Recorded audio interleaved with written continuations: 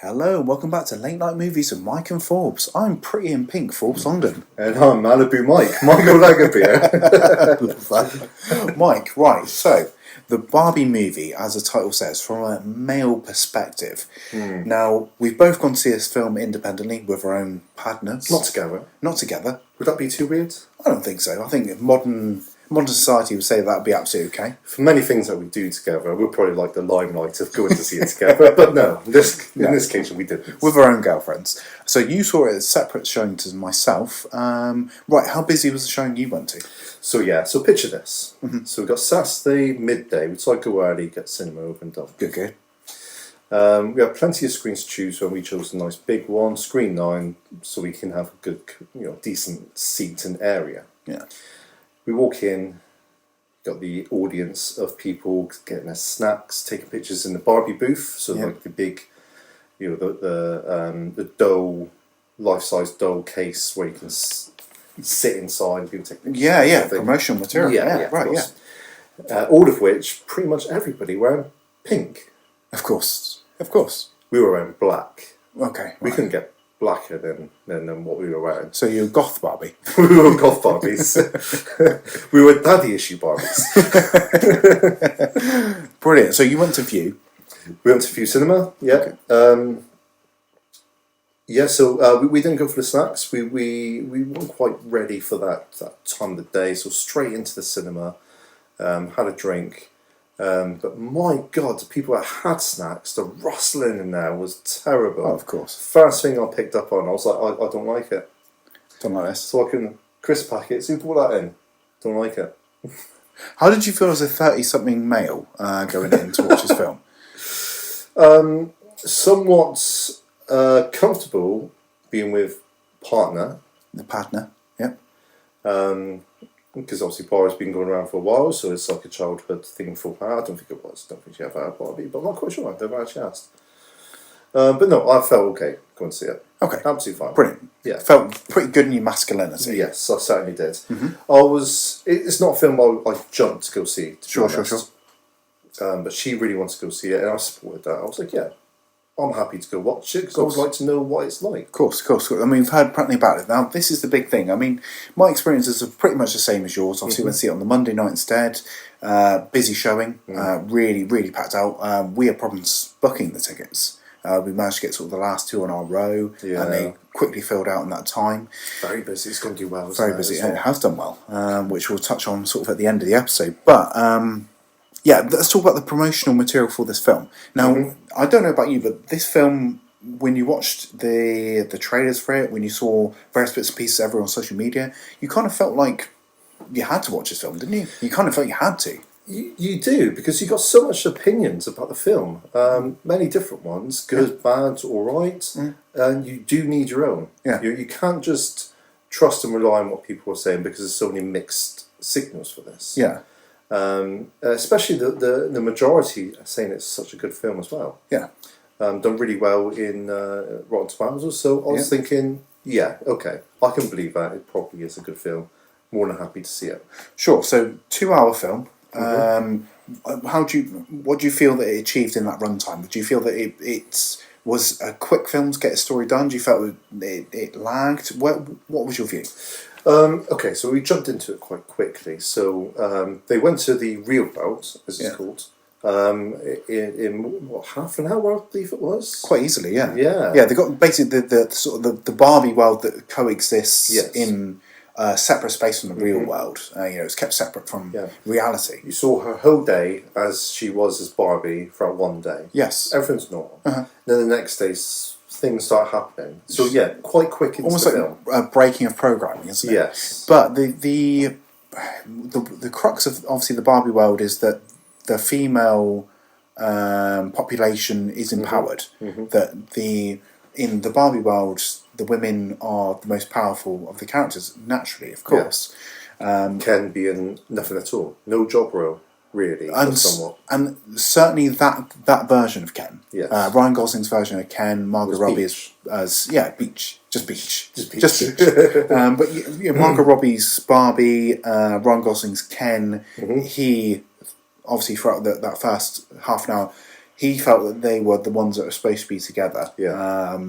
And through almost rejection, it wasn't panning out the way it should do. But they were laying out a sort of type of Ken story as it was, if you remember from the beginning, where he had insecurities with the other Kens. Yes. They were already laying out sort of subtly throughout the film. Yeah. Nothing you would really focus on too much, but it was there. It was rusting, wasn't it? It was rusting away there. In honesty, what I thought the movie would have gone, because Ryan Gosling is in his 40s? Easily.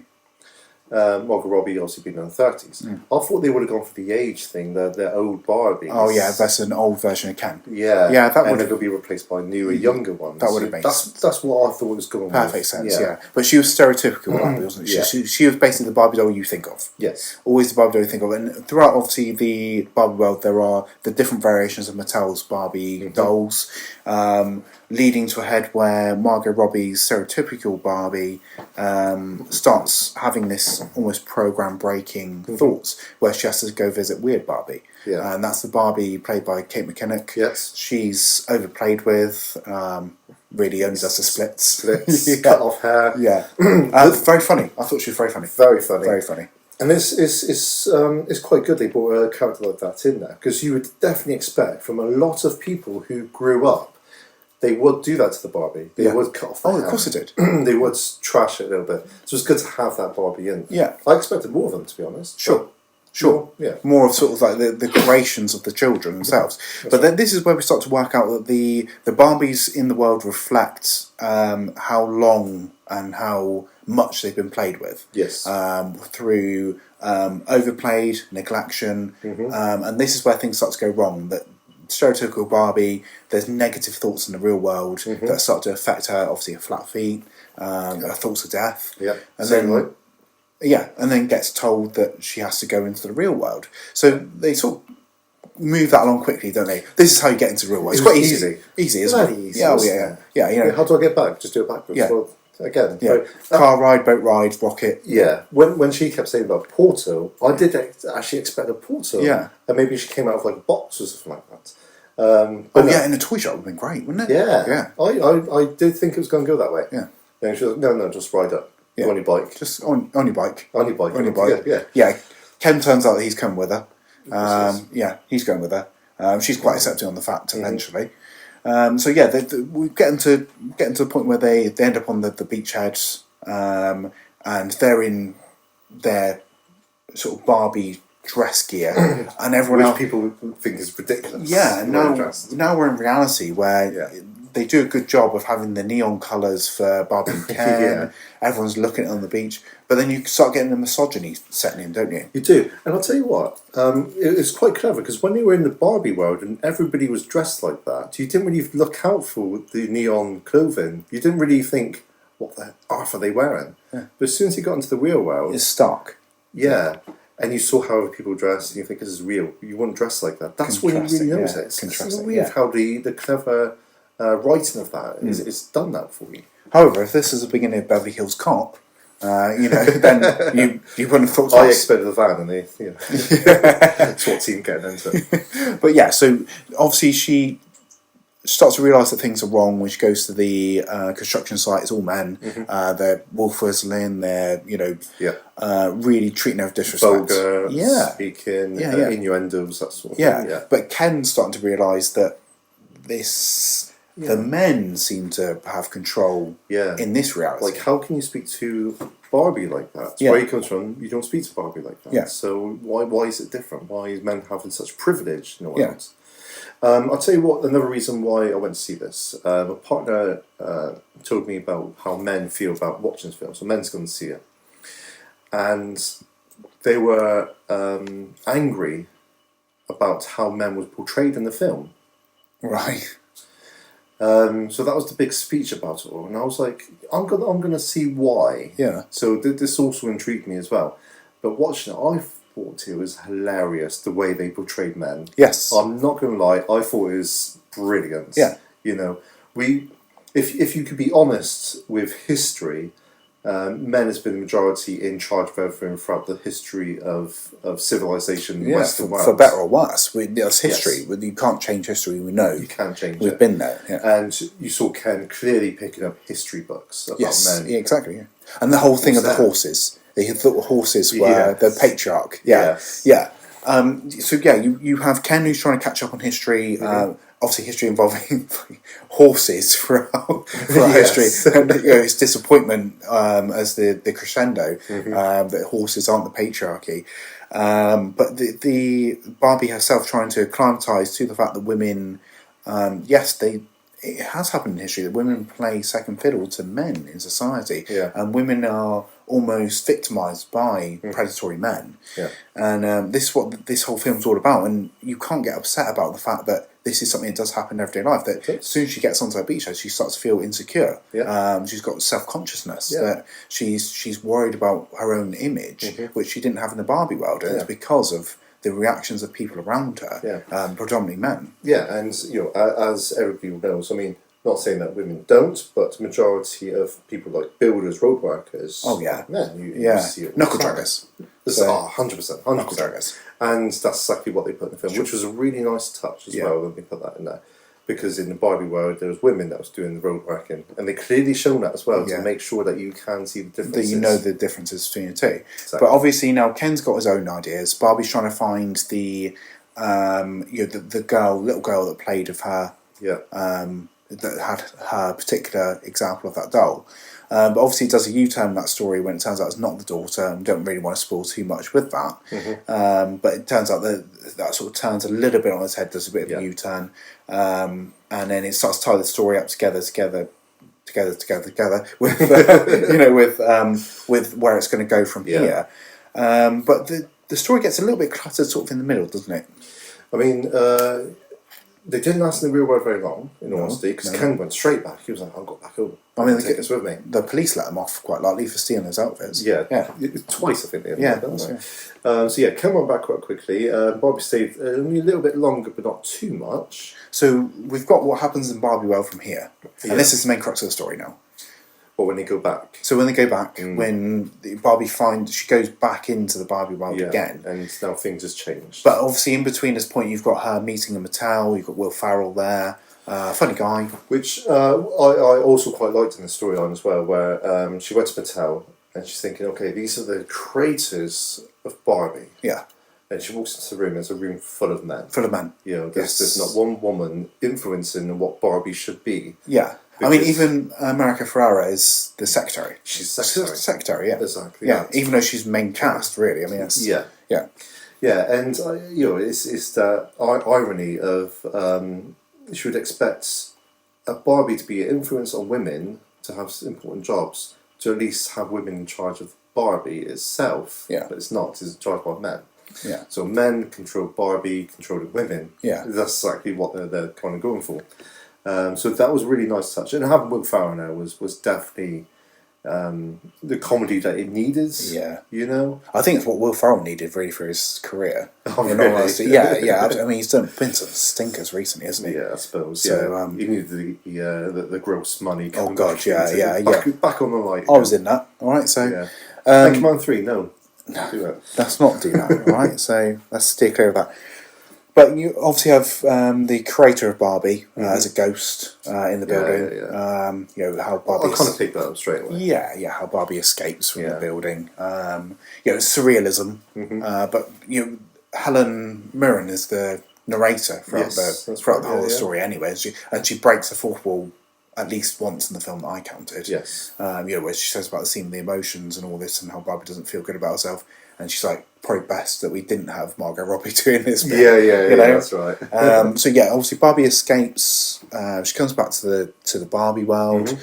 It's all turned on its head. Yes. That Ken's got ideas now that misogyny can take over, that the Kens can rule over the Barbies.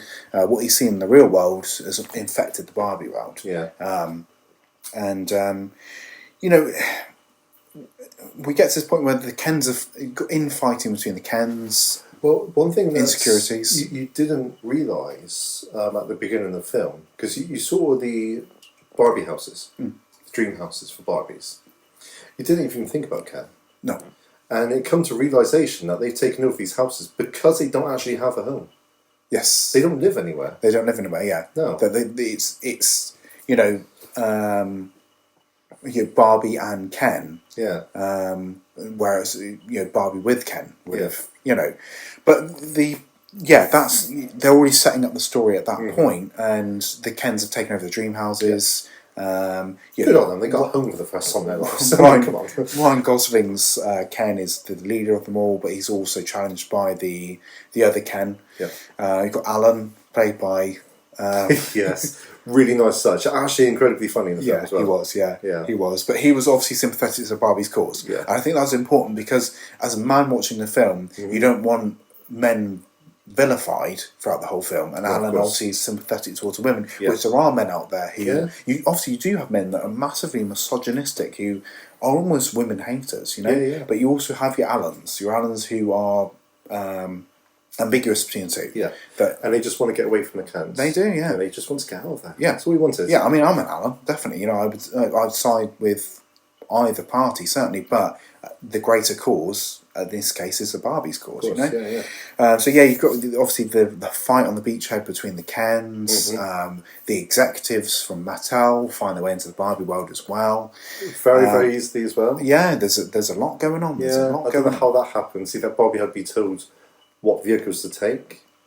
Yeah, I don't know how they've done that on the way back, but we'll let that go. Yeah, but they knew this because Midge, was it Midge?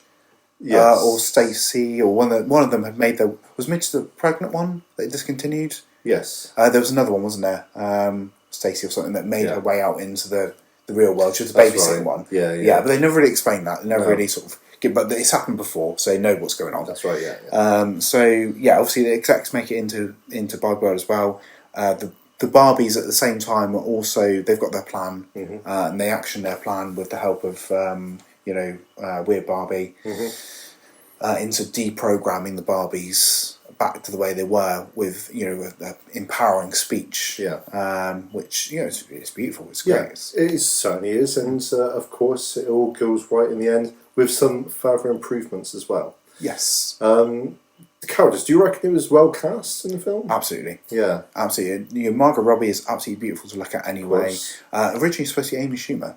Okay. And I think that would have been a totally different film. I think that would have been the irony of playing on Barbie being such a beautiful character, and Amy Schumer is seen in the public eye as not as beautiful as Margot Robbie, certainly. Of course. And I think that they would have played on the fact that the beauty is skin deep, that what comes out from below the surface is what matters. Good. Yeah, I still would have given that a chance. Probably would have been. Yeah. I would have given it a chance. Well, Ryan Gosling, great cast as Ken. Great. I thought at first he would have been too old, but I thought the same thing. But no, he was actually incredible because he's an incredible actor anyway. All the films he's been in is amazing.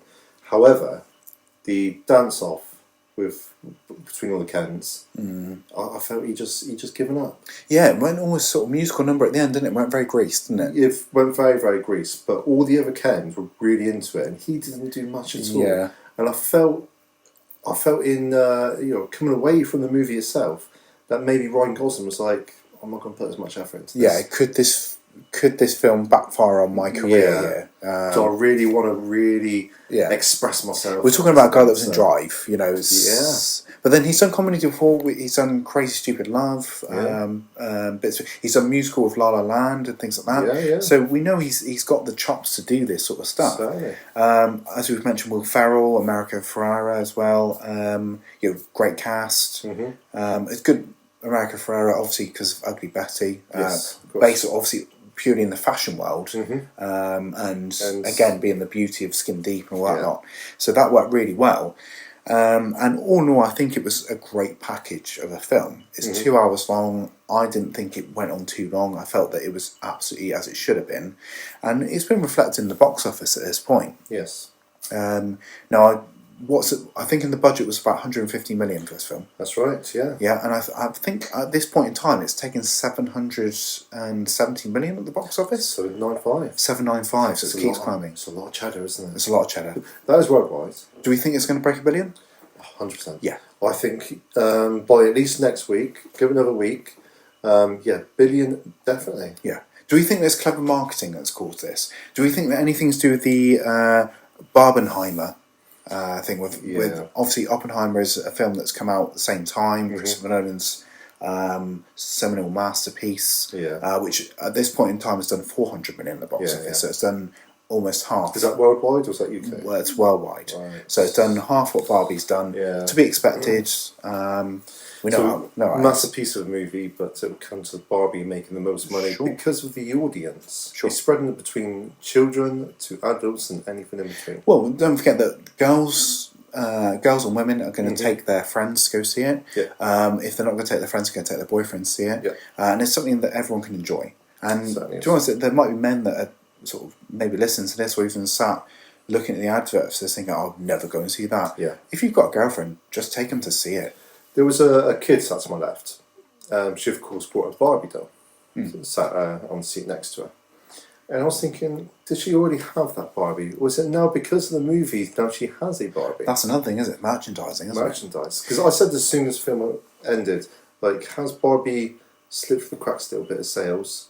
And now because of this film, as every film does after a toy, it boosts those sales of Barbie. I'll ask you this question. Were they missing a trick by not selling Barbie dolls at the cinema? Maybe they have. Maybe it's just not at our cinemas. Maybe. Put in the comments section if you've had this. I would definitely assume something like that in America. They would have those Barbie dolls. Well, I mean, spreading like walls. Jade wanted a Barbie cup. She was hellbent when we went to view. She wanted a Barbie cup. We couldn't find the thing, and I didn't know whether it existed. I don't know whether because she's of more the TikTok generation than I am. Right. Social media. Maybe she's seen that this is something that's been available in American cinemas that we haven't got in view. Might be in Cineworld. Who knows? Might be in the Everyman cinema. Who knows? But she couldn't find it. She was really disappointed that merchandise wasn't there. So it got me thinking, why on earth would you not just sell Barbie's Dreamhouse, Barbie's dolls, all that lot at the cinema? If you're Mattel, it's a no-brainer. T-shirts, the lot. Just get it all in the merchandise. You come to the cinema and go, oh, he's wearing pink. Oh, that's okay.